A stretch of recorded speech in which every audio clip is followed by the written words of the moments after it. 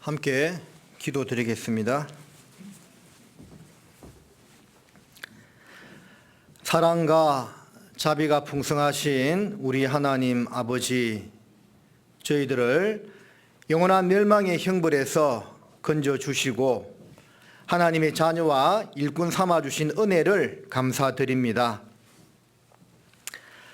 주의 몸된 교회 안에 지체와 동력자로 삼으시고 때마다 시마다 필요한 양식으로 먹이시고 인도하심을 믿고 감사드립니다. 주일을 맞이하여서 귀한 성도님들 한자리에 모아주시고 하나님의 귀한 말씀을 들을 수 있도록 허락해 주신 은혜 또한 감사드립니다. 성령님께서 두루 역사하시는 가운데 말씀을 전하는 자의 입술과 듣는 각 사람의 마음을 주장하시어서 하나님 말씀이 온전하게 전해지고 그 말씀이 각 사람의 마음에 심기어져서 그 생활의 변화로 나타날 수 있도록 도와주시기를 간구합니다.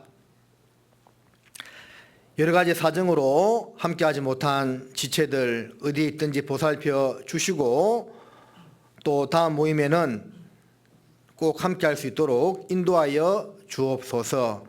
교회 안에 계획된 모든 일정 가운데 주님이 함께하심을 믿습니다. 협력하는 마음으로 동참하고 수고할 수 있도록 우리 각자를 붙들어 주옵소서. 멀리 해외에서 수고하시는 선교사님들 위해 특별히 함께해 주시고 또 저희 교회와 선교 후원을 맺고 있는 네팔 포카라 교회 선교사님과 또 페루 트리오 교회 선교사님에게 더욱더 함께하여 주셔서 그 머남은 이국 땅에서의 선교 사역을 잘 감당토록 도와주옵소서. 고개 숙여 기도하는 사랑하는 주의 지체들 중에서 시험과 고난과 육신의 질병과 경제적인 어려움을 겪고 있는 분들이 있다면 모든 형편을 아시는 아버지 하나님께서 합당한 말씀으로 위로하여 주시고 능력의 오른손으로 붙들어 주시기를 간구합니다. 말씀의 시종을 온전히 하나님께만 부탁드리며 우리를 사랑하시는 예수님의 이름으로 기도드립니다. 아멘. 누가복음 24장을 찾으시겠습니다.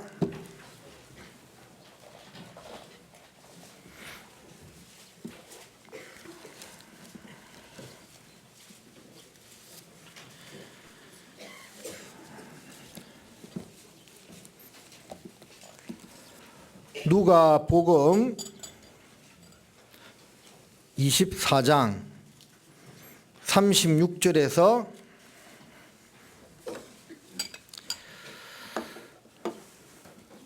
43절까지의 말씀을 제가 읽어드리겠습니다.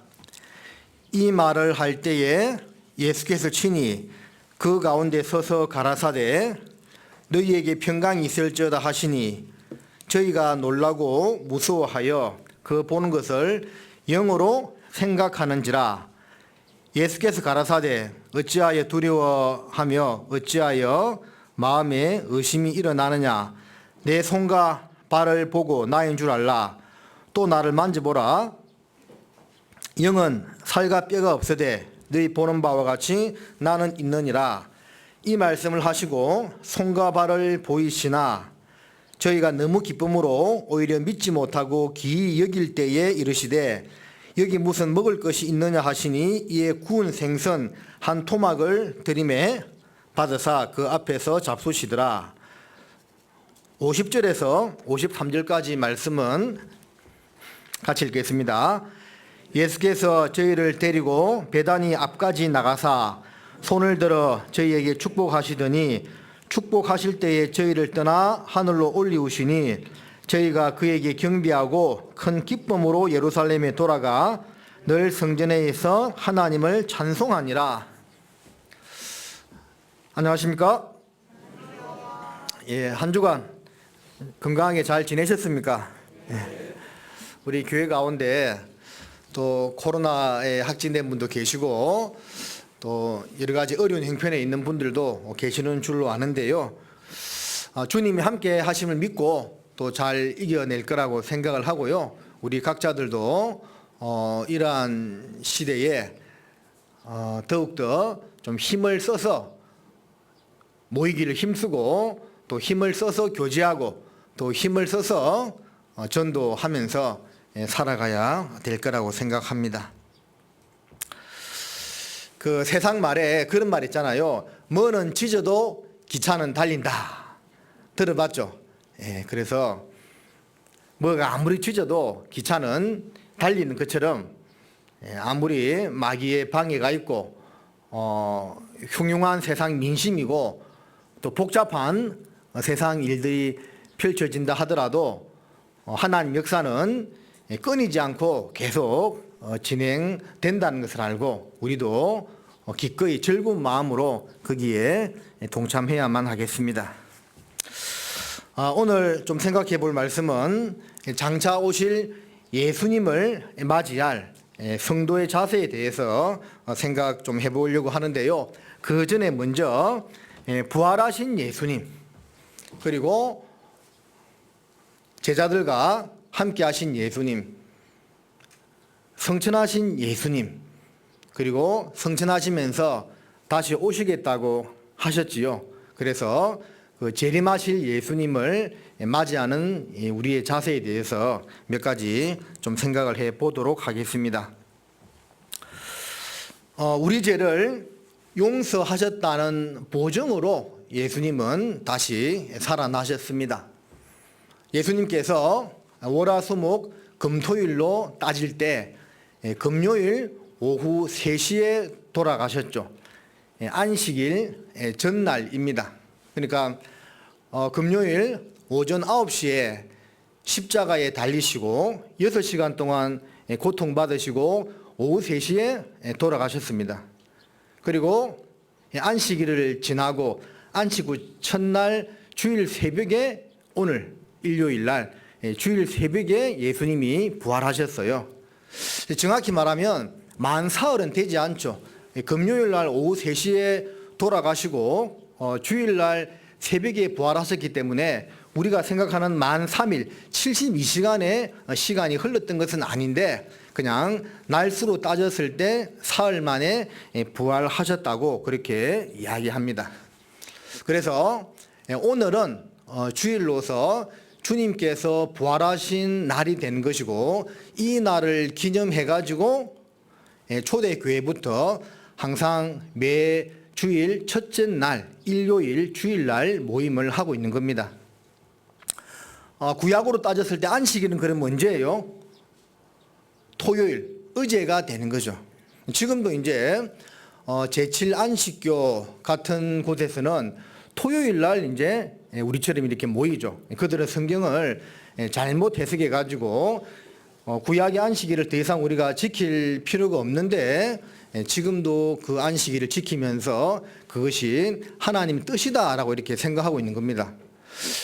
우리가 보는 많은 잘못된 교리를 전하는 이단들 있잖아요. 그 사람들이 자기들이 잘못된 것을 믿고 있다고 생각하지 않겠죠. 자기들 나름대로는 우리가 믿는 것이 진리다, 확실하다, 다들 그렇게 믿고 있을 겁니다. 근데 성경을 정확히 깨달은 우리가 볼 때는 엉터리죠. 그 사람들도 주님 오시는 그날, 우리가 믿고 있었던 이 모든 것이 다 잘못이었구나 하는 것을 그날 깨닫게 되겠죠. 하지만 그때는 이미 때가 늦었죠. 자, 그런 것을 봤을 때 우리 성도님들은 올바른 교리적인 복음이 있고 또 그 복음을 통해서 구원받는 사람들이 나타나고 또 하나님 함께하는 이 교회 가운데 우리가 있다는 것이 정말 감사한 일입니다. 자, 본문 잡아 놓으시고요. 사도행전 20장을 보겠습니다.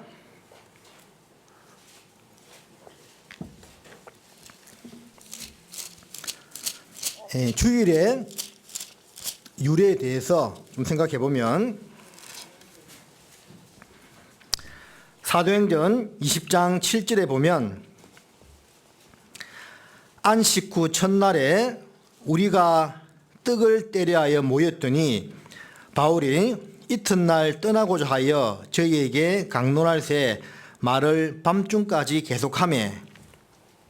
여기 보면 안식구 첫날에 우리가 떡을 때려 모였다고 되어 있죠. 이 안식구 첫날이 언제지요? 오늘입니다. 주일이 되는 겁니다. 자, 우리가 왜 일요일에 해당되는 주일에 해당되는 일요일 날 모여야 되느냐? 성경에 근거해서 모이는 겁니다. 안식구 첫날 초대교회 성도들이 모여서 떡을 떼고 함께 교제했다고 되어 있죠. 그래서 오늘 모이는 겁니다. 고린도전서 16장을 보겠습니다. 관련 구절을 하나 더 보면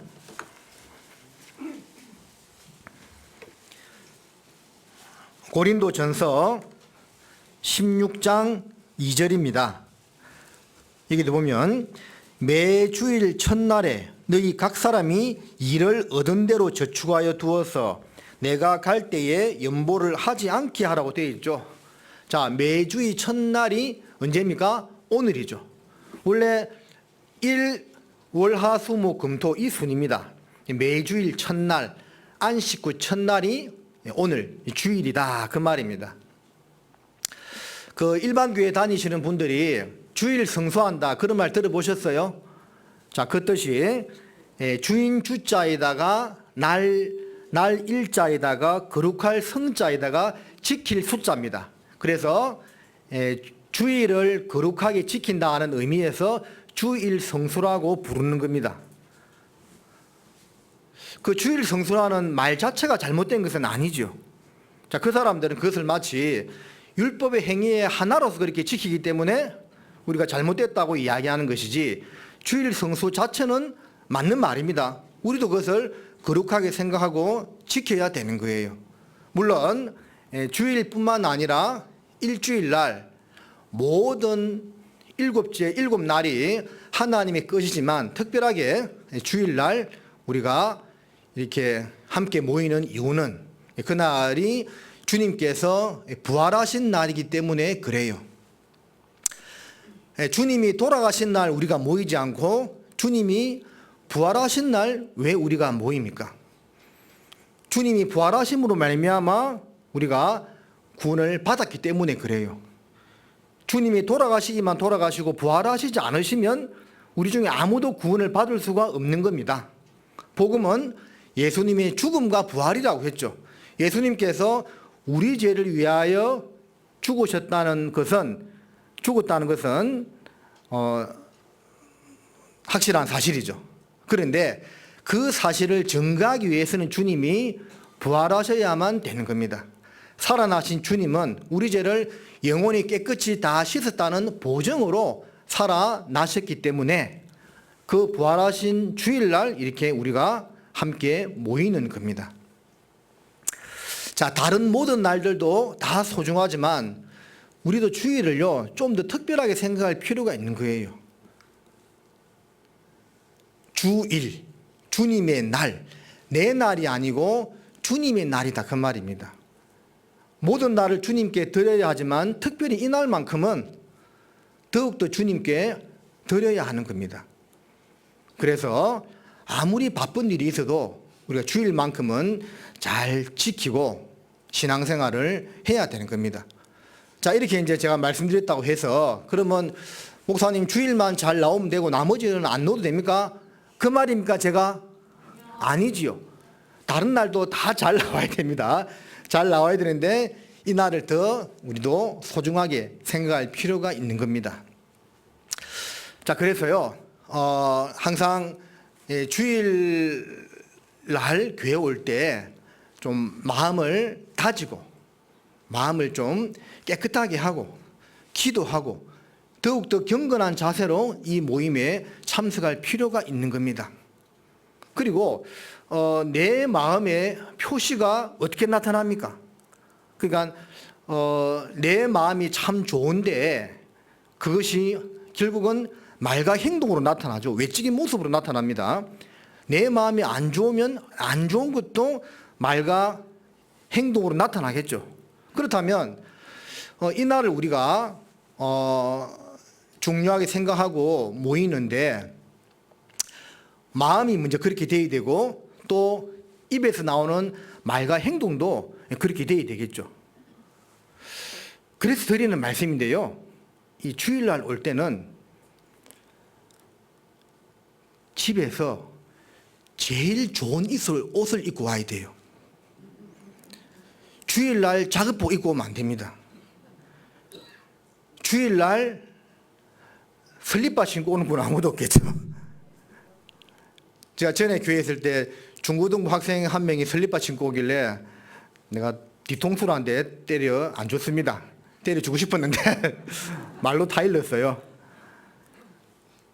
그래서 어떤 형제는요, 주일날 교회 올 때 자기 집에서 제일 좋은 옷을 입고 온대요. 그래서 그게 뭐 보면 진짜 어디 뭐 패션쇼 온 것 같아. 좀 가장했어. 왜 우리가 주일날을 그렇게 입고 와야 되냐면 하나님 앞에 내 마음을 드린다는 외적인 표현입니다. 여러분 좀 귀한 손님들 만나고 중요한 사람 만나러 갈 때 운동화 신고 체육복 입고 가시는 분 없죠? 맞선 보러 가는데 대충 입고 나가는 사람 아무도 없잖아요.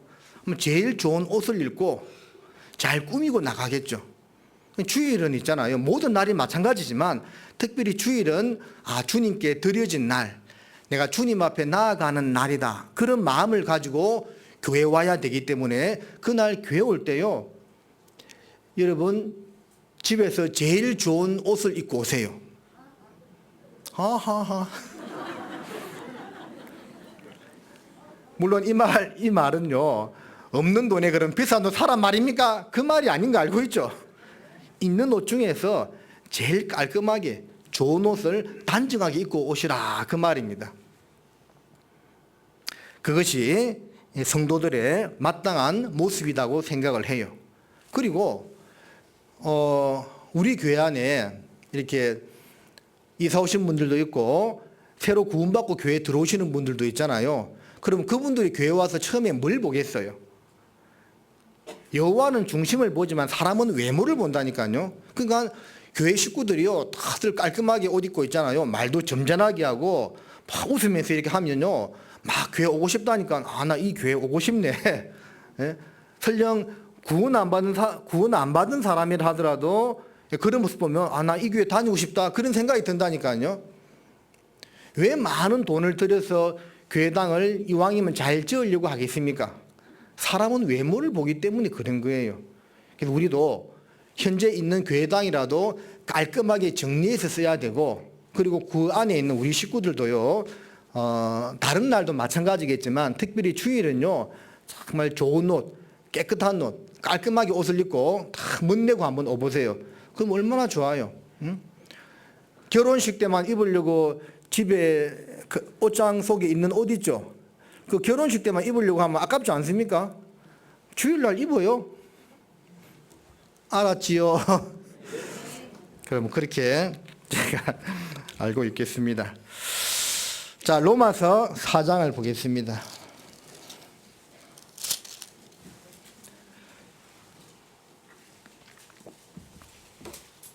로마서 4장 25절 말씀입니다. 같이 읽겠습니다. 예수는 우리 범죄함을 위하여 내어줌이 되고 또한 우리를 의롭다 하심을 위하여 살아나셨느니라. 예수님의 죽음과 부활이 우리에게 주는 교훈이 무엇인가를 가장 압축적으로 잘 나타낸 말씀입니다. 예수는 우리 범죄함을 위하여 내어줌이 되고 우리 죄 때문에 십자가에서 피 흘리고 돌아가셨다는 거죠. 또한 우리를 의롭다 하심을 위하여 살아나셨느니라. 우리를 구원했다는 보증으로 정표로 살아나셨다 하는 그 말입니다. 예수님의 죽음과 부활이 우리에게 주는 교훈이 무엇인가를 가장 잘 나타낸 이 로마서 4장 25절 말씀은 다 암송하시기 바랍니다. 많이 외우고 있을 줄로 압니다. 안 보고 한번 더 읽어볼까요? 예수는 우리 범죄함을 위하여 내어줌이 되고 또한 우리를 의롭다 하심을 위하여 살아나셨느니라. 주님의 죽음과 부활의 의미를 잘 나타내 주고 있는 구절입니다. 자, 그리고 이제 본문으로 돌아가서 보시면 36절에 이 말을 할 때에 예수께서 친히 그 가운데 서서 가라사대 너희에게 평강이 있을지어다 하시니 저희가 놀라고 무서워하여 그 보는 것을 영으로 생각하는지라. 39절을 보면 내 손과 발을 보고 나인 줄 알라. 또 나를 만져보라. 영은 살과 뼈가 없으되 너희 보는 바와 같이 나는 있느니라. 자, 예수님께서 부활하셨을 때 그 상태에 대해서 조금 생각해 보겠습니다. 살아있는 몸으로 부활하셨죠. 그래서 어떤 제자들은 영이 아닌가 의심했죠. 그래서 예수님께서 말씀하시기를 내 손과 발을 보라. 내 손에 발에 박힌 못자국 그리고 창자국을 보면서 나를 내가 육체를 가지고 살아난 상태라는 것을 믿으라 그 말이죠. 영은 살과 뼈가 없으되 너희 보는 바와 같이 난 있다고 했죠. 그러니까 이 말씀을 통해서 우리가 알 수 있는 것은 부활하신 예수님의 몸은 육신을 가진 몸이었다는 거죠. 그런데 육신을 가진 몸이었는데 다른 성경에 보면 제자들이 유대인들을 두려워하여 문을 닫아놓고 모이는데 예수님이 거기에 나타났죠. 문을 다 닫았어요. 근데 통과해서 나타났죠. 영이 아니에요. 만질 수 있는 살과 뼈가 있는 못자국, 창자국이 있는 그 육신을 가진 몸인데 문을 다 닫아 놓았는데 통과해서 나타났죠. 그러니까 부활하신 예수님의 몸은 신령한 몸이었다는 거죠. 분명히 만질 수 있는 몸인데 시 공간에 장애를 받지 않는 특별한 몸이었다는 거죠. 그래서 나타났다가 다시 살아났다가 나타났다가 살아났다가 그런데 육신을 가진 만질 수 있는 몸이었다 그 말입니다. 이것은 무엇을 말하느냐면 우리의 몸도 주님 오시는 그날 공중 재림하시는 그날 우리가 이제 부활을 이제 얻게 되는데 우리도 예수님의 그런 신령한 몸으로 바뀐다는 겁니다. 80대의 90대의 어르신들도 주님 오시는 그날 예를 들면 20대의 가장 왕성하고 아름다운 상태의 그 몸으로 바뀐다는 겁니다. 얼마나 좋아요. 그 몸으로 바뀌어서 그 상태로 영원히 산다는 거예요. 어떤 형제님이 그런 말 하더라고요. 목사님, 아무리 천국이 좋다지만 영원히 살면 좀 지겹지 않을까요? 여러분, 천국에서 영원히 살면 지겨울 것 같아요? 대답이 없으시네. 지겹지 않아요. 우리가 지금은 3차원의 세계에서 살기 때문에 기쁜 것도 오래 가지 못하고 슬픈 것도 오래 가지 못하고 어떤 일을 반복적으로 계속 하다 보면 지겹다는 생각이 들잖아요. 근데 영원한 세상은 그런 것이 아닙니다. 뭐 지루함, 따분함 그런 것이 있는 세상이 아닙니다. 이게 좀 이해가 어려울 수는 있지만요. 천국은요 이런 곳입니다. 여러분 이 세상을 살아가면서 가장 기뻤을 때의 순간을 생각해 보십시오. 어떤 때입니까? 자식 낳았을 때 기뻤어요? 아니면 아들이 결혼했을 때 어디 시험에 합격했다는 소식을 들었을 때 어쨌든 가장 기뻤던 순간이 있겠죠. 그 기뻤던 순간이요 그대로 딱 멈추어서 가지고 계속 가는 상태, 그게 천국의 상태라고 볼 수가 있습니다. 그게 지겨운 것이 없어요. 너무 좋은 상태. 그 휴거를 랩처라고 하잖아요. 랩처. 그 의원을 보면 이제 들림 받는다 그런 말도 그런 뜻이긴 하지만 또 다른 뜻이요. 한희, 기쁨 그런 뜻이거든요. 그러니까 이 주님 만나는 날 너무 좋아가지고 한의의 상태로 들어가가지고 거기서 그냥 그 상태가 영원히 지속되는 것, 그게 천국이다 그 말입니다. 반대로 지옥은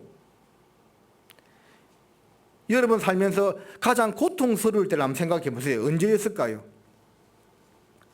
우리 형제님들 군 생활하다가 훈련 받을 때 그 조교들한테 이렇게 조인트 까인다는 그런 표현하죠. 그거 한 맞아본 적 있어요? 저도 한두 번 한번 당해봤는데 그게 이제 촛대뼈라고 하죠. 거기를 워크팔로 딱 맞으면요, 그 순간 그 고통은 이루 말할 수가 없어요. 막 어쩔 줄을 모르겠어요. 근데 시간이 지나니까 그 고통이 사그라들거든요. 근데 그 딱 맞았을 때 그 끔찍한 고통이요, 그대로 그냥 영원히 간다 생각해봐요. 그게 지옥이다니까요. 물론 뭐 그 지옥의 고통은 그거보다 훨씬 크겠지만 예를 돕자면 그렇다는 겁니다. 그러니까 지옥에서는 영원한 고통만 있는 것이고 천국에서는 영원한 즐거움만 있는 겁니다. 그리고 우리가 이 세상을 살아가면서는 두 가지 맛을 다 보는 겁니다. 천국 맛도 조금 보고 지옥 맛도 조금 보고 살아가는 겁니다.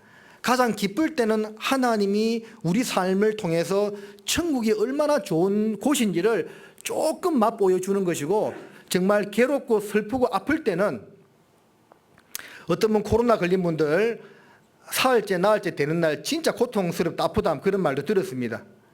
에? 그것은 있잖아요. 봐라, 너 구원받지 못하고 지옥 가면 얼마나 고통스러운지 아냐? 그 맛보기로요 조금 보여주는 겁니다.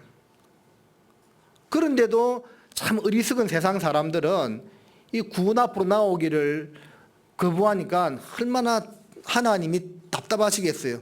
보는 우리도 답답한데. 어쨌든 천국은요 지루함 이런 거 없습니다. 영원한 기쁨이 지속되는 곳입니다. 신령한 몸을 가지고. 예수님 공중 재림하고 우리가 들림 받겠죠. 이 땅에서는 7년 환란이 이어집니다. 그리고 7년 환란 끝에 핵전쟁이 나고 그와 더불어서 예수님의 최상 재림이 이루어지는 거 알고 있죠? 철장으로 쇠 방망이로 이런 질그릇을 깨트리는 것처럼 세상을 심판한다고 되어 있죠. 심판한 다음에 이 세상을 완전히 갈아엎습니다. 그리고 에덴 동산보다 더 아름다운 지상 낙원을 이 땅에 창조하시는 겁니다. 그게 이제 천년왕국이죠. 그 뭐나 비유해서 너는 10골 건세 차지하라, 5골 건세 차지하라 했잖아요. 우리가 이제 그 이 땅에서 일한 대로 상급을 받고 그러한 모습으로 천년왕국에서 왕노릇 할 거라고 보여집니다. 그리고 이제 천년왕국이 끝나게 되면 구원받은 사람은 이제 주님과 함께 지상에서 왕노릇 하는데, 핵전쟁에 살아남은 사람들하고 또 이스라엘 사람들의 3분의 1이 감람산이 갈라지면서 구원받게 되거든요. 그 사람들이 들어가가지고 천년 동안에 인구가 굉장히 또 늘어나요. 엄청나게 늘어납니다. 그 천년 기간 동안에 사단은 무저갱에 결박되어 있다가 천년 끝에 하나님이 잠깐 풀어줍니다. 잠깐 풀어주면 또 세상을 혼란케 해요. 그때 또 구원받는 사람과 구원받지 못한 사람이 나타나게 됩니다. 둘로 나누어지게 돼요. 그래서 천년왕국 끝에도 이제 그러한 일이 있게 되고, 그 천년왕국이 끝나게 되면 이 물질 세상을 완전히 없애버립니다. 제가 집회 때도 말씀드렸지만 천국은요, 이 끝없는 우주의 한 공간에 천국이 있고 지옥은 끝없는 우주의 한 공간에 또 지옥이 있고 그런 게 아닙니다. 이 물질 세상이 아닙니다. 이 물질 세상은 천년왕국 끝에 되면 완전히 없어져 버려요. 처음 하늘과 처음 땅이 없어졌고 바다도 있지 아니하더라. 거기서 처음 하늘과 처음 땅이요, 이 지구만 가리키는 게 아닙니다. 우주를 가리키는 거예요. 하늘들과 땅 다 없애버리는 겁니다. 그리고 영원한 세상으로 들어가는 거죠. 그러면 이런 생각 한번 안 해보셨어요? 결국은 마지막에 다 없앨 이 우주인데 끝도 없는 우주를 하나님이 왜 창조해 놓았을까? 그 생각 해봤어요? 이 은하계 하나에만 별이 1,000억 개가 있다고 하잖아요. 몇 개라고요? 1,000억 개. 지구에 있는 인구가 78억밖에 안 되는데 은하계 하나에 있는 별이 1천억 개라고 하죠. 이런 은하계가 또 우주에 또 수천억 개가 있답니다. 이게 우주가 얼마나 큰지 알 수가 없어요. 그걸 다 없애버린다니까. 그럼 하나님께서 이 끝도 없이 강한 우주와 많은 별들 왜 만들어 놓았을까요? 결국 없앨 거면서.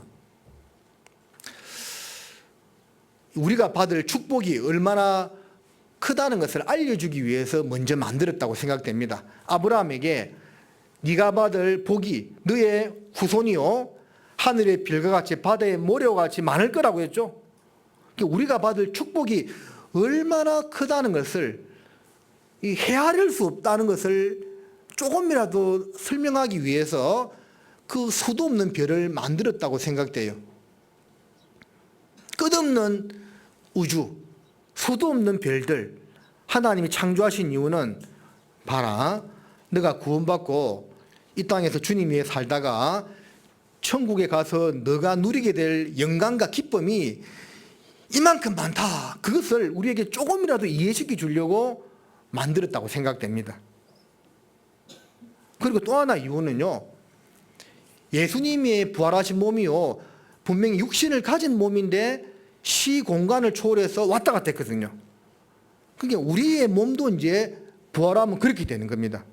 우리 몸도요, 예수님 공중재림에서 이제 들림받게 되잖아요. 그럼 신령한 몸으로 바뀌게 되겠죠. 그 후에 어떻게 되느냐, 마음대로 다니는 겁니다. 나주에 있다가 서울 한번 가볼까 하면 그냥 서울 가 있는 거예요.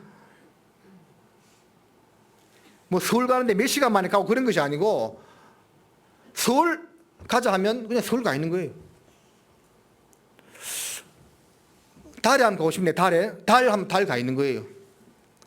명왕성 가볼까? 명왕성 가 있는 겁니다. 목성 가볼까? 목성 가 있는 거예요. 순간 이동을 한다니까요. 우리 몸이요. 육체를 가지고 있으면서 그런 상태가 되는 겁니다. 그러니까 그때는 이제 이 지구 안에 있는 전 세계뿐만 아니라 온 우주를 우리가 마음껏 다닐 수 있는 상태가 되는 겁니다. 그러니까 여러분들 지금 해외여행 못 간 거 아쉬워할 필요가 없는 거예요. 그때 다 다니는 겁니다. 미국 가볼까? 미국 뿅 갔네요. 나야가라 폭포 갔네요.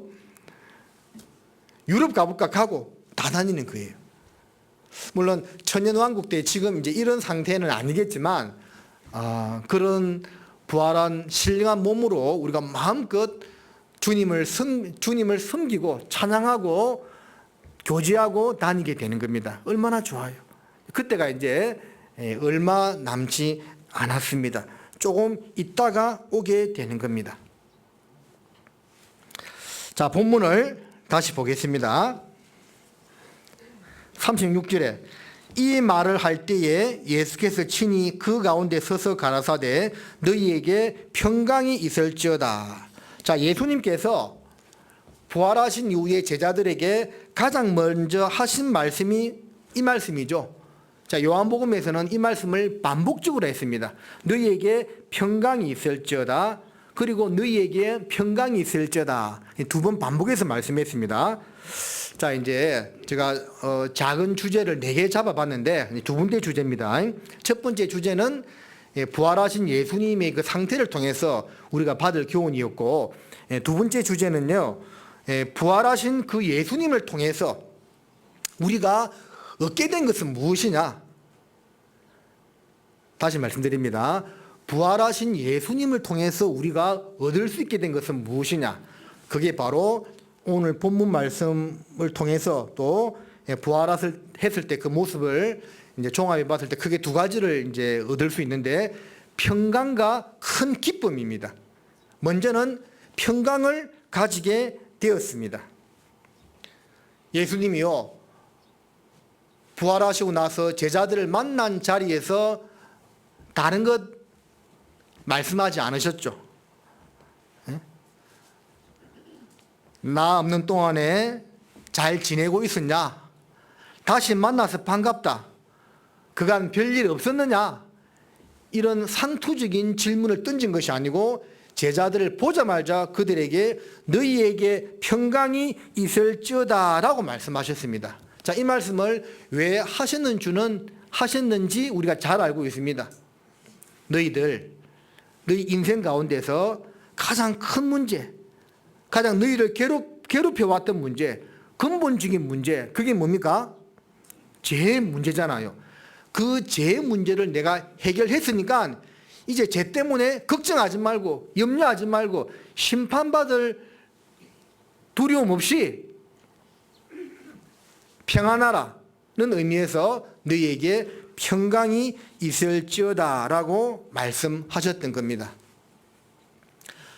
부활하신 예수님을 통해서 제자들이 얻게 된 첫 번째 것은요, 바로 마음의 평강이었다는 것이고, 동일하게 우리도 예수님의 죽음과 부활을 믿고 구원받은 우리도 구원받는 그 순간 얻게 된 것이 마음의 평강이었다는 겁니다. 마음의 평강. 사람마다 구원받을 때 정상은 좀 틀립니다. 그런데 공통적인 요소가 있어요. 어떤 사람들은 죄 문제 때문에 너무 괴로워하는 분들은요, 막 구원받았을 때 막 날아가는 기분을 느꼈다는 그런 간증을 하시는 분도 있습니다. 근데 어떤 분들은 좀 무덤덤했다. 뭐 날아가는 기분 정도는 아니었다. 뭐 그런 말씀을 하시는 분도 있습니다. 하지만 공통적으로 구원받을 때 얻게 되는 상태가 뭐냐면 마음의 평강은 찾아와요. 구원받는데 마음이 막 불안하고 뭐 그러진 않습니다. 이제 됐다. 이제 나는 심판은 지나갔다. 지옥 갈 걱정은 이제 없어졌다. 자, 그런 마음은 보편적으로 다 들게 되어 있습니다. 저도 처음에 이제 비디오 집회를 통해서 구원받지 못하고 그 다음에 수양에 가서 이제 구원을 받게 되었는데요. 마음이 답답했어요. 지옥 갈 것 때문에 크게 두려워하고 저는 그러진 않았습니다. 구원받지 못하면 지옥 간다는 것을 알았지만 막 벌벌 떨고 막 그런 것보다는 그냥 마음이 답답했어요. 뭔가 이렇게 그 음식을 먹었을 때 체했을 때 느낌, 굳이 예를 들면 그런 상태였던 것 같아요. 마음이 답답했어요. 이 복음은 들어서 알고는 있는데 이게 마음속으로 믿어지지 않다 보니까 뭔가 좀 답답하고 그랬어요. 그래서 이제 수양에 가서 말씀을 듣는 중에 복음을 탁 깨닫게 됐는데 그때 마음이요, 이제 됐다. 안도의 한숨이 되더라니까요. 그래서 나오면서 막 찬양을 불렀던 그런 기억이 납니다. 마음의 평강이 왔어요. 예수님께서 왜 부활하신 이후에 제자들에게 너희에게 평강이 있을지어다 라고 말씀을 하셨겠습니까? 구원받은 사람의 첫 번째 정상이 바로 마음속에 평강이라는 것을 알려주는 겁니다. 구원을 받음으로 지옥 심판에서 벗어나게 됨으로써 죄 문제를 해결받게 됨으로써 우리가 가지게 되는 상태가 마음의 평강이라는 겁니다. 자, 이사야 48장을 보시겠습니다.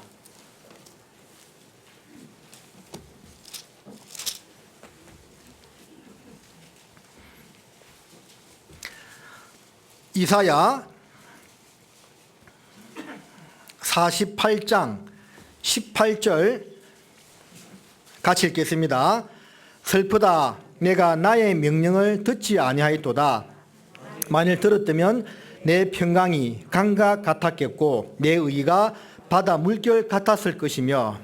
그러니까 나의 명령을 듣지 아니하였도다. 이스라엘 백성들이요, 하나님 말씀을 안 들었던 겁니다. 하나님 말씀에 순종하지 아니하였던 거예요. 그래서 그들에게 하나님께서 주시는 진정한 평강이 없었던 겁니다. 너희가 만일 나의 명령을 들었다면, 내 말에 순종했다면 평강이 강과 같았겠고 내 의가 바다 같았을 것인데, 하나님의 답답함을 표현한 거죠. 우리도 마찬가지죠. 너희가 만일 죄를 다 사했다는 그 말씀을, 그 사실을, 그 진리를 마음에 진심으로 받아들였다면 강 같은 평화가 내게 넘쳤을 것인데, 이렇게 볼 수 있는 겁니다. 그래서 이 이사야 48장 18절 이 구절을 가지고 만든 찬양이 있죠. 뭔지 아세요? 내게 강 같은 평화, 내게 강 같은 평화, 내게 강 같은 평화 넘치네. 할렐루야. 예, 맞죠? 이 찬양 우리가 우리 교회 안에서는 잘 안 부르지만 많이 들어봤죠. 자, 이 구절을 가지고 만든 겁니다. 내게 강 같은 평화, 내게 강 같은 평화 넘치네. 할렐루야. 자, 우리가 그 주님의 죽음과 부활을 마음의 진심으로 받아들임으로 말미암아 얻게 된 첫 번째 것은 마음의 평강이라는 겁니다. 그리고 구원받을 때 하나님께서 우리에게 주셨던 그 평강이요, 깨어지지 않도록 잘 유지하는 것이 중요합니다. 근데 나중에 우리 사랑하는 성도님들, 지금 마음의 평강이 유지되고 있습니까? 구원받을 때 그 평강이 들어왔는데 이 잘못하면 깨어질 수가 있습니다. 그러니까 구원은 없어지지 않는데, 확실히 받은 구원은 사라지지 않는데요, 마음의 평강은 깨어질 수 있다니까요. 어떤 것 때문에? 죄로 인해서, 불순종으로 인해서, 이런 것 때문에 마음의 평강이 깨어질 수가 있기 때문에 이 주님께서 주신 평강이 깨어지지 않도록 주의해야 됩니다. 금방 불렀던 찬양 거기에 2절에 이런 가사도 있잖아요. 내게 샘 솟는 기쁨, 내게 샘 솟는 기쁨, 내게 샘 솟는 기쁨 넘치네. 그렇죠. 예, 내게 강 같은 평화, 내게 샘 솟는 기쁨 넘치네. 할렐루야. 샘 솟는 기쁨이 계속 넘치는 상태가 되려면 평강을 계속 마음속에 유지해야 된다는 겁니다. 그러려면 어떻게 되겠습니까? 골로새서 3장을 보시겠습니다.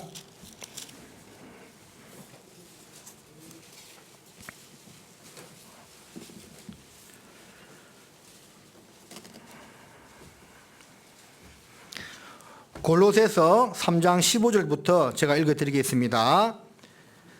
그리스도의 평강이 너희 마음을 주장하게 하라.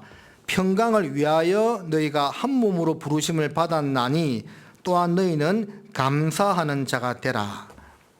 우리 삶 가운데 주신 생활 말씀이죠. 그리스도의 평강이 너희 마음을 주장하게 하라. 그 평강을 위하여 너희가 부르심을 입었다고 되어 있죠. 이 주님의 평강이요, 우리 마음속에 항상 가득하고 계속 이어져야 된다는 겁니다. 그리고 그를 통해서 감사하는 자가 되어야 된다는 거죠. 그러려면 어떻게 되겠습니까? 16절, 17절처럼 우리가 살면 되는 겁니다.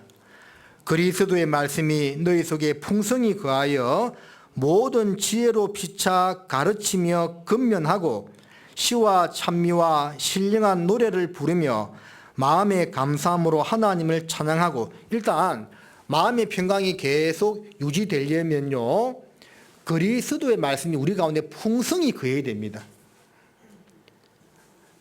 살면서 시험을 당할 수도 있고 고난을 당할 수도 있고 핍박을 당할 수도 있겠죠. 시험과 고난과 핍박을 당해도 마음속의 평강은 깨어지지 않는다니까요. 그리스도의 말씀이 내 안에 풍성히 거하면 평강이 계속 유지가 되는 거예요. 그리고 감사하고, 또 17절에 또 무엇을 하든지 말에나 일에나 다 주 예수의 이름으로 하고 그를 힘입어 하나님 아버지께 감사하라. 말씀이 풍성히 거하고 항상 주님을 인정하는 삶을 살라는 거죠. 그리고 이 15, 16, 17절에 계속 반복되는 단어가 하나 나오죠. 어떤 단어입니까? 예? 감사. 감사가 계속 나오죠. 15절 끝에도 감사, 16절 끝에도 감사, 17절 끝에도 뭐라고요? 감사. 감사란 단어가 계속 나오지요. 우리 마음속에 평강을 주님이 주셨는데 계속 유지하는 방법 중에 하나가 마음의 감사함으로 감사하는 생활을 하면 평강한 거예요. 부활하신 주님을 통해서 우리가 얻게 된 것이 평강인데 그 평강을 계속 유지하면서 살아가는 것도 중요한 겁니다. 자, 누가복음 24장 또 한 가지 더 얻게 된 것이 있습니다. 그게 뭐냐면 같이 읽었던 52절을 보면 누가복음 24장 52절입니다. 저희가 그에게 경배하고 큰 기쁨으로 예루살렘에 돌아가 부활하신 예수님, 승천하신 예수님을 보면서 제자들이 가졌던 또 하나의 마음 상태가 뭐였죠? 큰 기쁨. 여러분, 오랫동안 함께 지냈던 형제 자매가 어디 멀리 떠난다고 했을 때 큰 기쁨이 있습니까? 아쉽습니까? 아쉽죠. 함께 교제하던 형제 자매가 떠나면 아쉬워요. 저도 우리 큰아들 이제 위로 올라가니까 좀 아쉽더라고. 이 자식이 가서 생활 잘해야 됐던 데서 좀 걱정되고 아쉬워. 그래 봐요. 부활하신 예수님을 이제 제자들이 40일 동안 같이 있었거든요. 40일 동안 같이 있다가 예루살렘 동편 감람산 베다니에서 승천했거든요. 그러면 3년 반 동안 함께 생사고락을 하고 또 부활하신 예수님 만나서 너무 좋았어요. 이제 승천해서 올라가서 하늘로. 그 승천해서 하늘로 가는 예수님 보면 제자들이 아쉬워야 되잖아요. 맞죠? 근데 아쉽다는 말이 없어. 맞잖아요. 다시 볼까요? 51절에 축복하실 때에 저희를 떠나 하늘로 올리우시니 저희가 그에게 경배하고 큰 아쉬움으로 예루살렘에 돌아가. 아니죠? 이게 승천하신 예수님 보고 아쉬운 것이 아니고 뭐라고요? 큰 기쁨. 기뻤다는 거죠. 왜 기뻤을까요? 아, 이제 주님 가셨지만 이제 다시 오시는 그날 영원히 함께 살 걸 생각하니까 기쁜 겁니다. 이제 난 오늘 죽어도 천국에 간다 생각하니까 기쁜 겁니다. 하늘로 올라가시는 그 예수님 바라보고 아쉬운 것이 아니고 기뻤다니까요. 그러니까 주님이 가시면서 우리에게 남겨준 선물 크게 두 가지가 마음의 평강과 큰 기쁨이라니까요. 우리에게 그 큰 작은 기쁨이 아니고 큰 기쁨이 있습니다. 큰 기쁨. 큰 기쁨, 또 다른 말로 큰 확신, 이렇게도 볼 수 있겠죠. 자, 데살로니가 전서 1장을 잠깐 볼게요. 데살로니가 전서 1장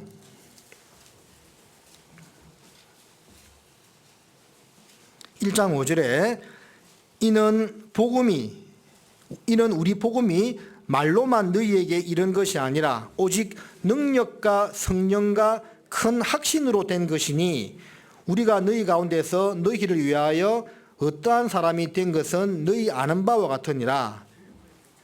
복음이요, 주님의 죽음과 부활입니다. 수도 없이 말씀드리고 앞으로도 계속 이야기할 거예요. 그건데 말로만 된 것이 아니고 뭐로 됐다고요? 능력과 성령과 큰 확신. 한번 따라해 보세요. 능력과 성령과 큰 확신. 말로만 된 것이 아니다니까요. 성령이 들어왔죠. 구원받았다는 말은 복음을 듣고 믿을 때 성령이 들어왔다는 겁니다.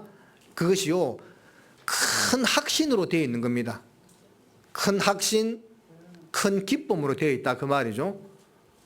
그리고 이제 능력이 나타나. 그러한 모습으로 구원받은 성도들은 마음이 변하고 생활이 변하고 열매 맺는 그런 능력으로 나타난다, 그 말입니다. 구원은 말로만 된 것이 아닙니다. 하나님의 나라는 말에 있지 않고 능력에 있다고 사도 바울이 이야기했죠. 그 말씀도 있고. 그래서 주님이 가시면서 우리에게 큰 기쁨의 선물을 주고 가셨는데, 큰 확신을 주고 가셨는데, 그건 역시 우리가 항상 마음속에 가지고 있어야 될 것, 누리고 살아야 될 것입니다. 어떤 할머니가 나이가 드니까 잠이 없어서 밤에 자꾸 깨는데, 한날은 새벽 3시에 깨어서 자기가 지금 죽어도 천국 갈 수 있다는 그 마음에 큰 확신이 있으니까 너무 좋아서 울었다고 제가 말씀드린 적이 있잖아요. 큰 확신이 있는 겁니다. 무엇으로 인해서? 하나님으로 인해서. 하박국 3장 18절에 난 구원의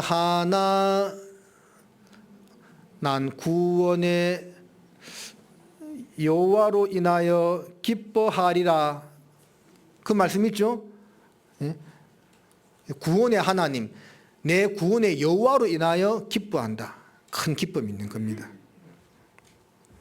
여러분, 그것을 항상 누리고 그리고 가지고 살아가야 됩니다. 그렇다면 이제 세 번째 작은 주제, 그 성천하신 예수님에 대해서, 성천하신 예수님을 바라보고 그 예수님에 대해서 우리가 이제 가져야 될 또 자세가 무엇인가를 이어서 생각해 보면, 구약 성경 스가랴 4장을 보겠습니다.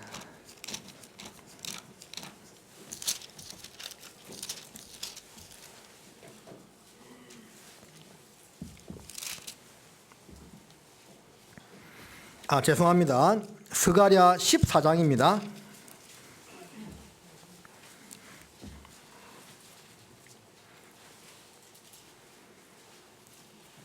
스가랴 14장 4절 말씀을 보면, 잘 들어봐요. 그날에 그의 발이 예루살렘 앞 곧 동편 감람산에 서실 것이요, 감람산은 그 한가운데가 동서로 갈라져 매우 큰 골짜기가 되어서 산 절반은 북으로 절반은 남으로 옮기고, 자, 그의 발이 예루살렘 앞 곧 동편 감람산에 서신다고 되어 있죠. 그의 발이 누구 발입니까? 예수님을 말씀하고 있는 겁니다. 예수님께서 성천하신 장소가 예루살렘 동편 감람 배단이라고 했죠. 그 성천하실 때 이제 제자들이 하늘을 쳐다보고 있으니까 옆에 섰던 한 천사가 왜 하늘을 보고 있느냐? 너희 가운데 올리우신 이 예수는 너희 가심을 본 그대로 온다고 했죠. 일단 예수님은 성천하신 그 장소로 그대로 일단 지상 재림하는 겁니다. 그게 바로 예루살렘 동편 감람산인 겁니다. 섰을 때 감람산이 쫙 갈라져 가지고요, 그때 유대인들 3분의 1이 글로 피해서 육신의 구원을 받게 되는 겁니다. 그 주님이 이제 오시는데 우리가 본 그대로 다시 오신다는 그 주님을 맞이할 준비를 하고 살아야 됩니다. 예수님 재림하는 그날을 사모하면서 기다리는 것이 성천하신 예수님을 통해서 우리가 가져야 될 마음 자세입니다. 왜? 가심을 본 그대로 오신다고 했기 때문에 우리가 그날을 이제 기다리면서 살아야 되는 거예요. 그 누가복음 10장에 선한 사마리아인의 비유에서, 그 사마리아인이 강도들을 만나서 급한 죽게 된 사람을 주막에 데려다가 맡기고 떠났죠. 그리고 두 데나리온을 주면서 내가 다시 돌아올 때까지 이 사람을 잘 돌보아 주라. 부비가 더 들면 내가 와서 더 계산해 줄 거라고 했죠. 그 선한 사마리아인의 비유가 바로 예수님과 우리의 모습이죠. 거기서 선한 사마리아인은 누구예요? 예수님. 그러면 강도 만나서 급한 죽게 되었다가 사마리아인 만나서 살아난 사람은 누구죠? 구원받은 우리죠. 그리고 어디 맡겼다고요? 주막에 맡겼다고 했지요. 주막은 어디입니까? 교회죠. 데나리온 둘을 주었다고 되어 있습니다. 이거의 해석은 좀 분분합니다. 딱 꼭 집어서 이야기할 수는 없지만 2000년을 가리키기도 해요. 데나리온 둘.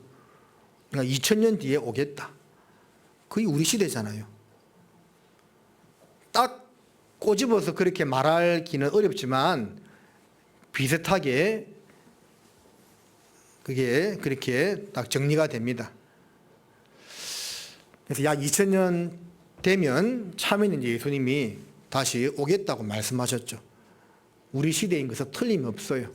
물론 그날과 그때는 정확한 날은 하나님만 아시지만 여러 가지 징조를 통해서 지금 이 시대인 것만큼은 틀림이 없다는 것을 우리는 너무나 잘 알고 있습니다.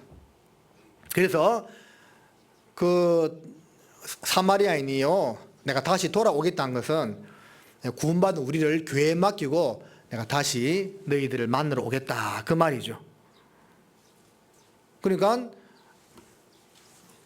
그 강도 만났다가 이제 살아난 그 사람은 그 주막에서 이제 쭉 보살핌을 받으면서 자기를 구원해 준 그 사마리아인이 돌아오기를 기다리겠어요? 안 기다리겠어요?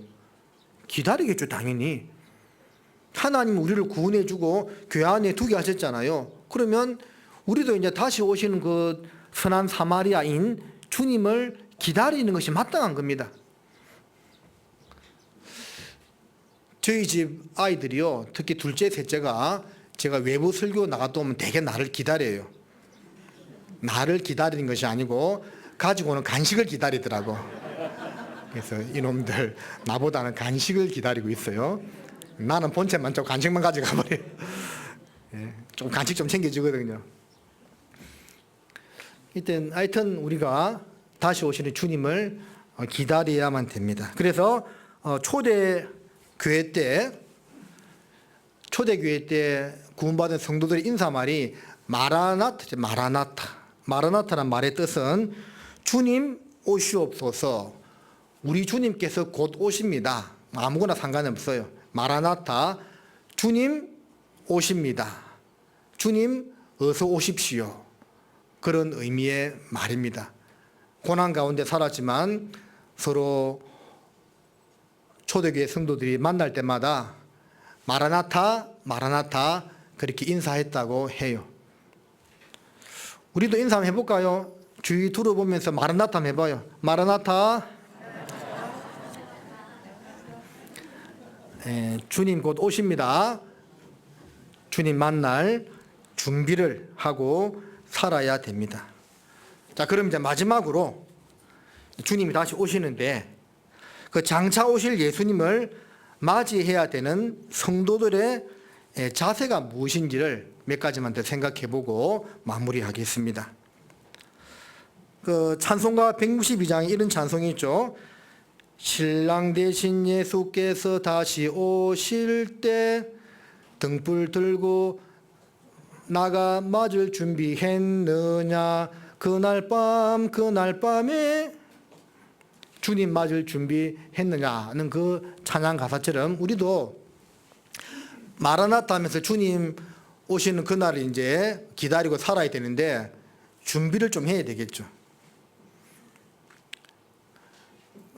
명절에 모처럼 고향에 돌아가면 어머니가 모처럼 오는 아들을 위해서 좋아하는 음식을 좀 장만해서 기다리죠. 그러지 않아요? 어머님들 준비하고 기다리죠. 예? 명절에 아들들 또 딸들 오면 아이고 니 옛날에 이거 많이 좋아했는데 하면서 식혜주 하면 식혜도 좀 담아놓고, 예? 또 뭐 전도 좀 붙여놓고 그 자녀들 위해서 준비를 하고 기다리잖아요.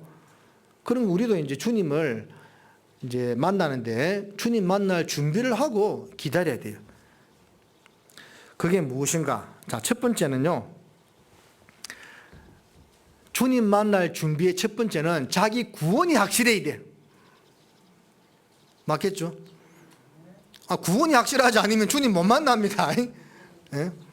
어떤 분은 주님 좀 늦게 왔으면 좋겠다라고 생각하시는 분들이 있어요.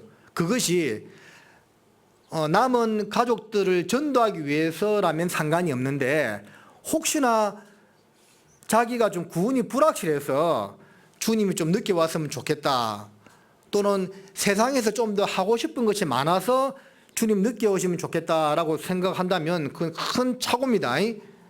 그래서 주님 만날 첫 번째 준비는 뭐냐? 내가 받은 구원이 확실해야 됩니다. 너희가 믿음에 있는가? 너희 자신을 시험하고 확증하라. 그리스도 예수께서 너희 안에 계신 줄을 너희가 알지 못하느냐? 그렇지 않으면 너희가 버리운 자라는 말씀처럼요. 일단 내 구원이 확실해야 됩니다. 이것은 뭐 100번 이야기해도 지나치지 않습니다. 맞아요, 여러분들. 예. 우리 나주교회 안에 있는 모든 성도님들이요, 예수님 재림하는 그날 한 사람도 남김이 없이 올라가야 돼요. 세상에서 제일 불쌍한 사람이 어떤 사람일까요? 세상 죄만 짓고 살다가 지옥 가는 사람들, 어차피 자기 죄값 받는 거니까 당연한 거죠. 또 복음이 없는 일반 교회에 평생 다니다가 구원받지 못하고 지옥 가는 사람들, 좀 안타깝죠. 차라리 안 믿었으면 마음대로 그냥 죄만 짓고 살다가 지옥 가면 덜 억울한데, 나름대로 열심히 믿는다고 했는데 복음이 없는 교회 평생 다니다 지옥 가면 얼마나 억울하겠어요. 그런데 그 사람들보다 진짜 더 억울한 사람들이 누군지 알아요? 우리 교회 안에 있는데 구원받지 못한 사람이 있다면 제일 불쌍하겠죠. 아니, 복음이 있는 교회 안에서 구원받는 역사가 있는 이 교회 안에 머물면서 구원받지 못한다면 그것만큼 불쌍한 사람이 없는 거예요. 그래서 여러분들, 우리 가운데는 그런 사람이 아무도 없어야 됩니다. 조는 사람이 지금 아무도 없어요. 이 말하니까 다 눈을 부릅뜨고 난 확실해, 다 이런 표정입니다. 네, 확실해야 됩니다. 자, 그리고 주님 만날 준비 두 번째는요, 사랑하는 가족들을 빨리 전도해야 됩니다. 그렇겠죠? 예, 우리가 모든 사람을 전도할 수는 없지만 가까운 사람들은 빨리 전도해야 되겠죠. 우리는 알 수 없지만 하나님 보실 때 구원받은 사람들의 수는 딱 정해져 있습니다. 로마서 11장 25절에 이방인의 충만한 수가 차기까지라고 되어 있죠. 그 수가 있다니까요. 마지막 벽돌 한 장 딱 채워지면 교회가 통째로 들림 받는 겁니다. 그 마지막 벽돌 한 장에 내 가족이 들어가야 되지 않겠습니까? 다른 사람 가족이 들어가면 내 가족 구원받지 못하는 겁니다. 마태복음 11장 12절에 세례 요한의 때부터 지금까지 천국은 침노를 당하나니 침노하는 자는 빼앗는다고 했잖아요. 그래서 열심을 품고 우리가 전도해야 됩니다. 그것이 이제 두 번째 주님을 맞이할 자세고, 세 번째는 내 영과 혼을 깨끗하게 좀 관리를 해야 됩니다. 자, 데살로니가 전서 5장을 보시겠습니다.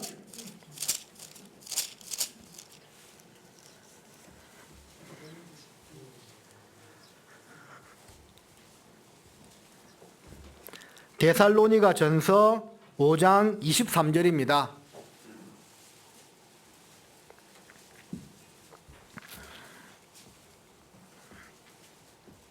같이 읽겠습니다. 평강의 하나님이 친히 너희로 온전히 거룩하게 하시고 또 너희 온 영과 혼과 몸이 그리스도 강림하실 때에 흠없게 보존되기를 원하노라. 영과 혼과 몸이요, 깨끗하게 보존되어져야 합니다. 주님 만날 준비입니다. 수요 말씀할 때 이 목사님 그런 말씀 자주 하셨잖아요. 결혼할 당일날 신부가 막 머리 풀어치고 막 그러면 안 된다고 했죠. 깨끗하고 단정하게 준비하고 결혼식에 참여하는 것처럼 그 7년간 혼인잔치라고도 이야기하죠. 어린 양의 혼인잔치라고 표현하고 있잖아요, 성경에.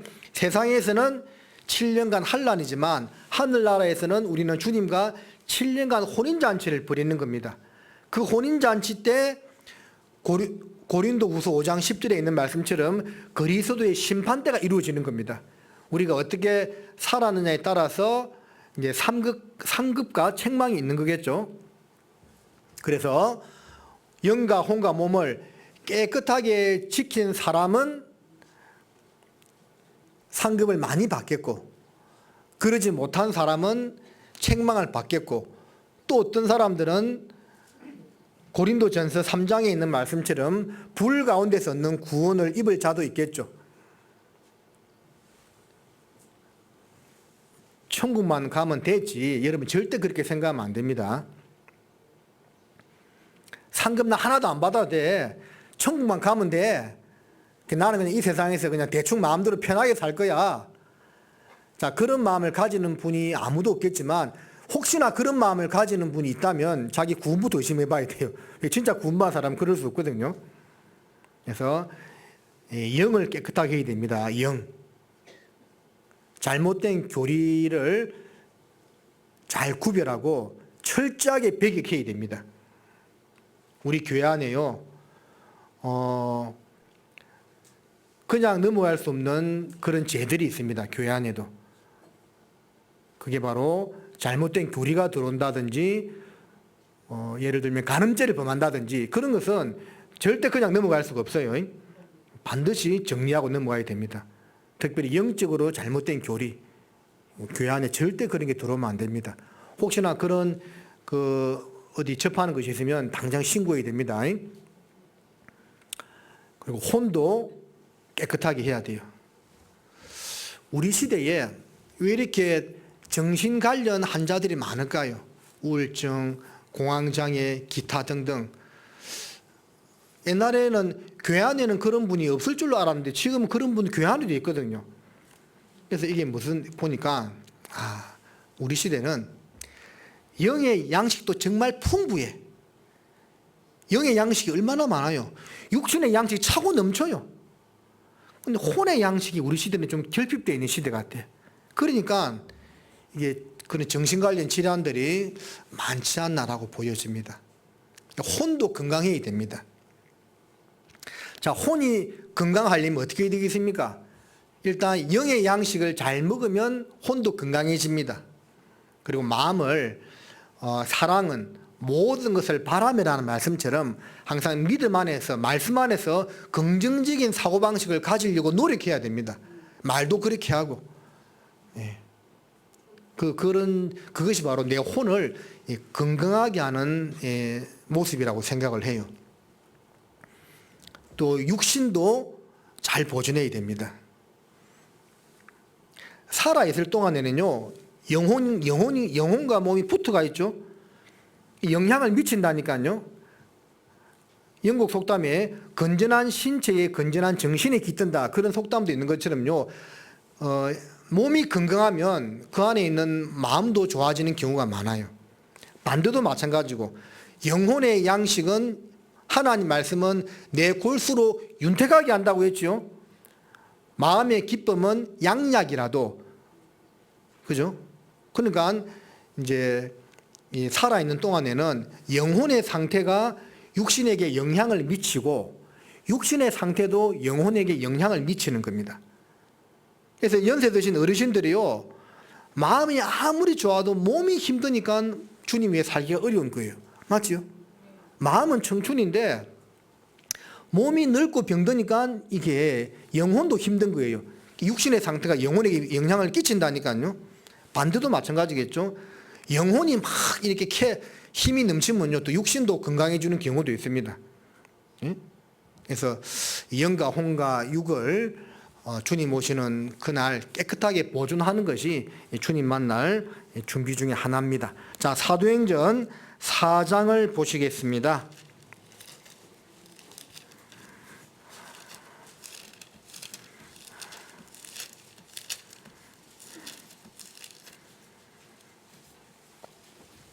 사도행전 4장 32절 말씀입니다. 이 말씀은 같이 읽겠습니다.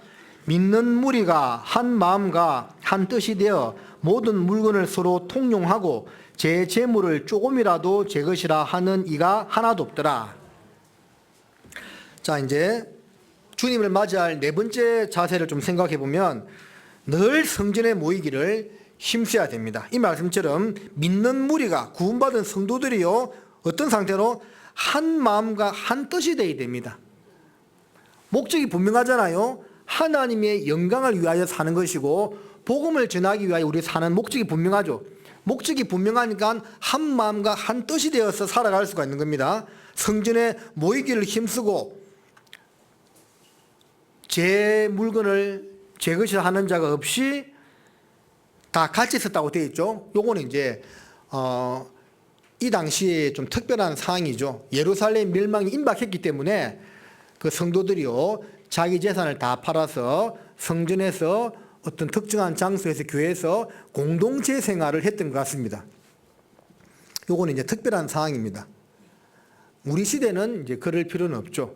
각각의 교회에서 각각의 가정에서 주님을 섬기고 살아가면 되는 겁니다.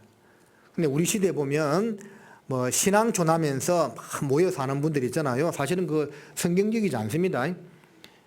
모이되 또 흩어져서 복음을 전하고 살아야 되는데 모여서 집단 생활한다. 그건 우리 시대는 좀 맞지 않습니다. 이때는 예루살렘 멸망이 얼마 남지 않은 시점이기 때문에 이 모습이 합당했지만 지금은 그렇지 않습니다. 근데 지금도 이 교회당 그리고 구원받은 성도들의 모임인 그 교회에 모이기를 힘쓰는 것이 우리의 자세라고 성경은 말씀하고 있습니다. 히브리서 10장 보겠습니다.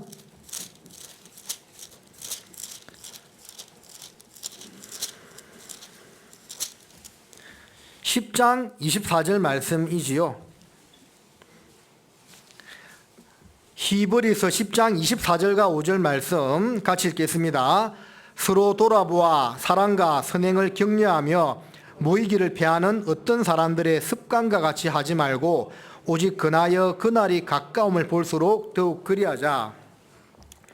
저는 이 말씀이 코로나 시대에 더욱더 해당되는 말씀이라고 생각됩니다.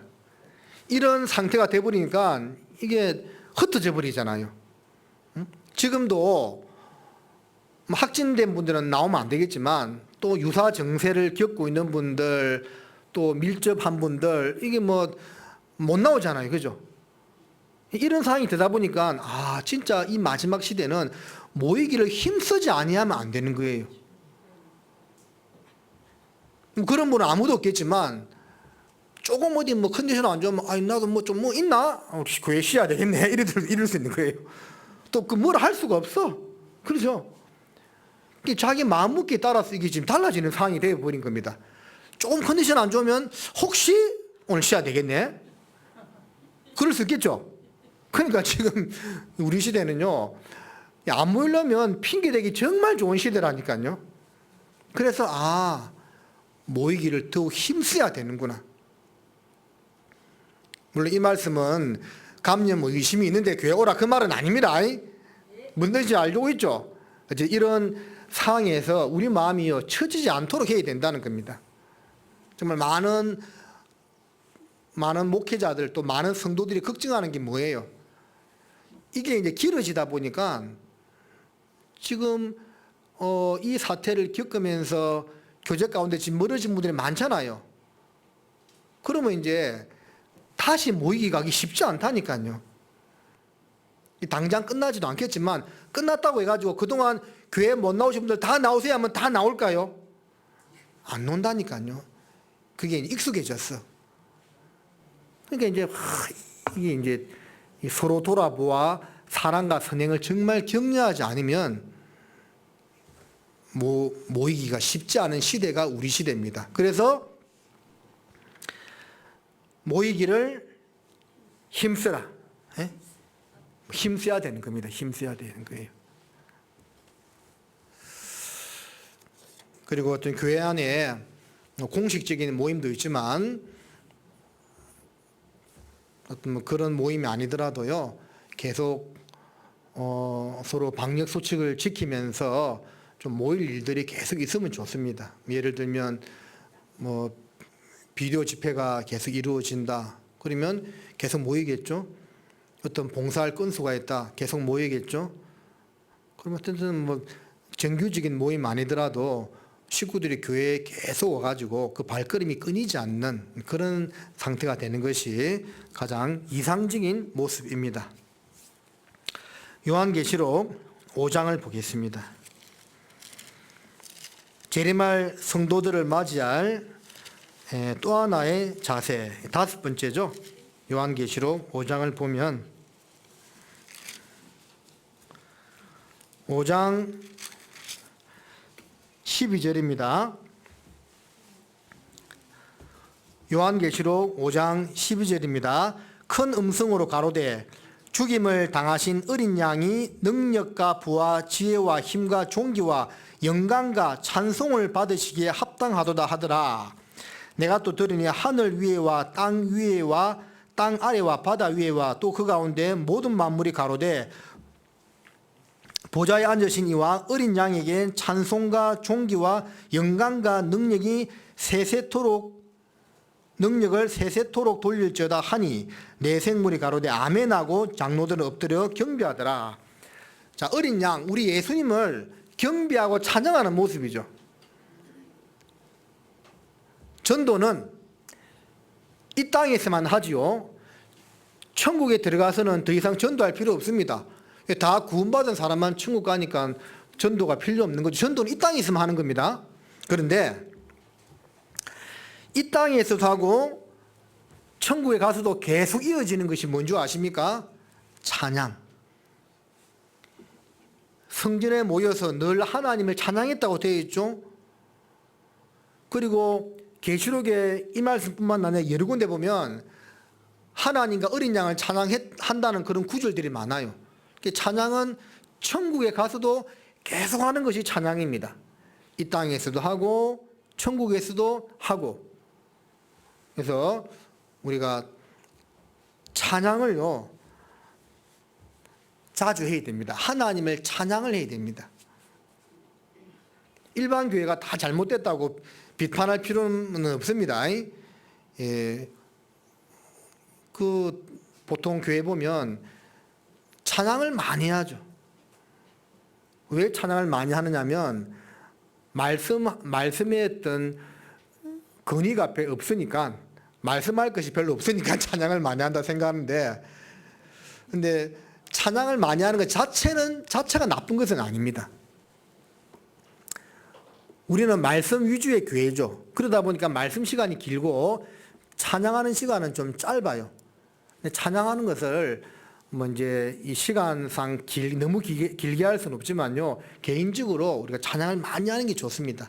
아침 저녁으로 찬양하고, 시편에 보면 찬양을 계속하는 그 가정에는 밤에는 울음이 있더라도 낮에는 기쁨이 깃든다고 되어 있잖아요. 그리고 내 마음속에 큰 기쁨과 평강이 이루어졌는데 그것을 표현하는 방법이 뭐예요? 찬양입니다. 찬양. 여러분들 찬송가, 은혜 찬송가 다 통틀어 가지고 1절부터 4절까지 다 외워서 안 보고 부를 수 있는 찬양 몇 곡이나 있을까요? 그래서 다 찾잖아. 안 보고 못 부르니까. 그죠?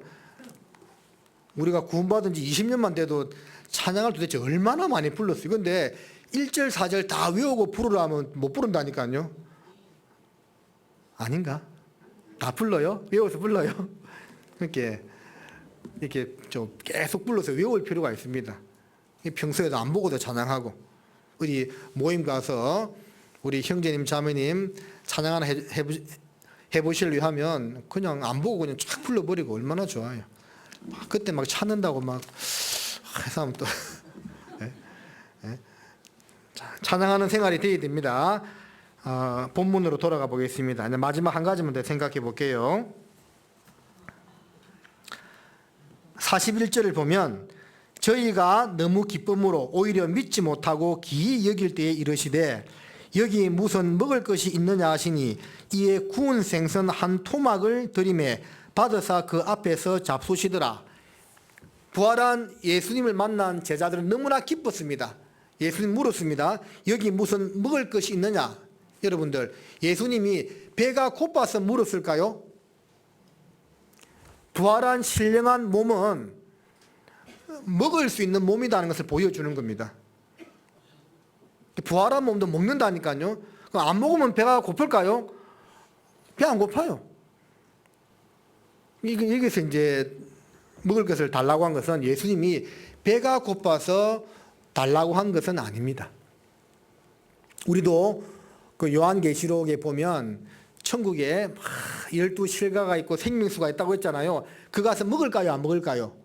먹는다니까요. 생명수 마시고 12실과 먹고 하는 겁니다. 안 먹는다고 해서 배고파 그런 것이 아닙니다. 그래서 예수님께서 여기서 먹을 것이 있느냐 물으신 이유는 신령한 몸도 먹을 수 있다는 것을 보여주는 것이고, 또 하나는 우리에게 뭔가 원하신다는 겁니다. 구원받은 우리에게 주님께서 당신이 베풀어 준 은혜에 대해서 뭔가 보답받기를 원하신다는 것을 알려주는 거죠. 그 은혜를 갚을 수는 없지만 보답하고자 하는 마음으로 살아야 한다는 것을 일러주는 말씀입니다. 그래서 생선 한 토막을 드리니까 43절에 받으사 잡수시더라 하고 되어 있죠. 받아 잡수셨어요, 예수님께서.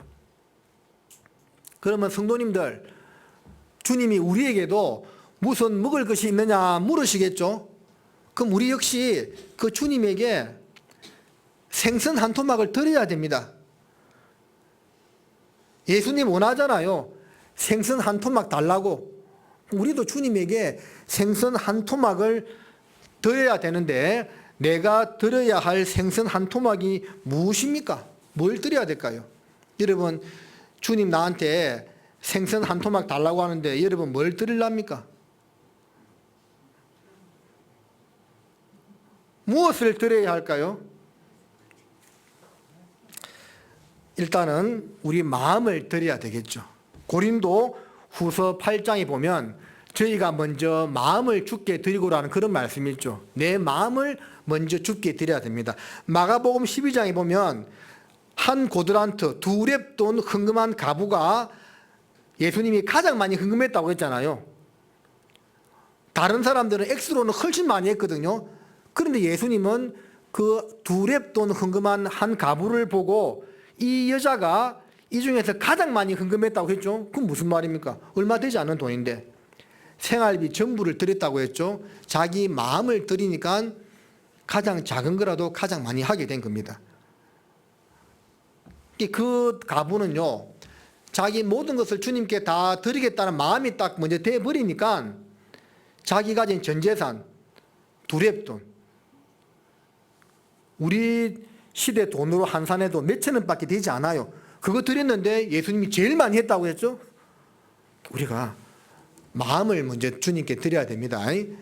생선 한 토막, 먼저는 마음입니다. 그리고 몸도 드려야 되겠죠. 고린도전서 6장입니다.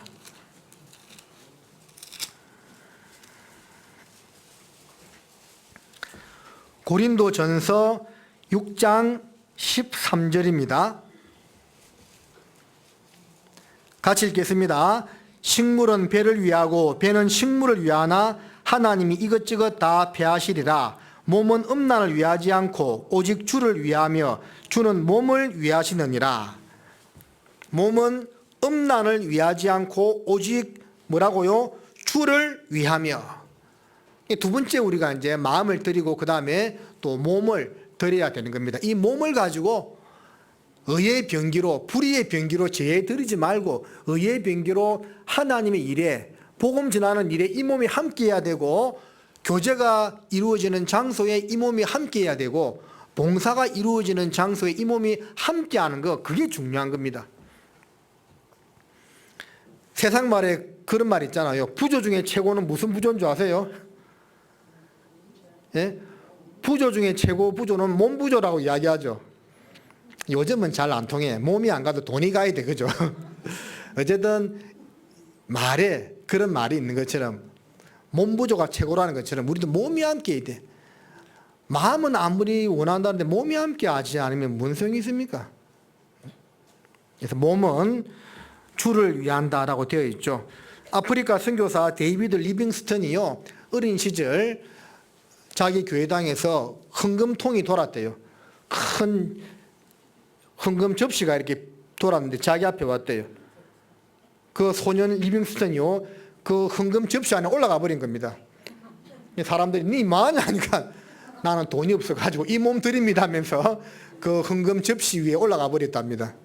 실제 그 약속대로 그 리빙스턴은 커서 아프리카 선교사가 되어서 아프리카로 가서 일평생을 그 흑인들에게 복음을 전하다가 삶을 마감했죠. 자기 어렸을 때 몸 부족한 거, 몸 들인 거 그대로 지킨 거예요.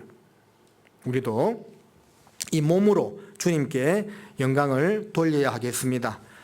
우리가 드려야 될 생선 한 토막은 또 시간과 물질이라고 할 수가 있겠죠. 시간도 드려야 되고 물질도 드려야 됩니다. 요한복음 6장 찾으시겠습니다. 요한복음 6장입니다.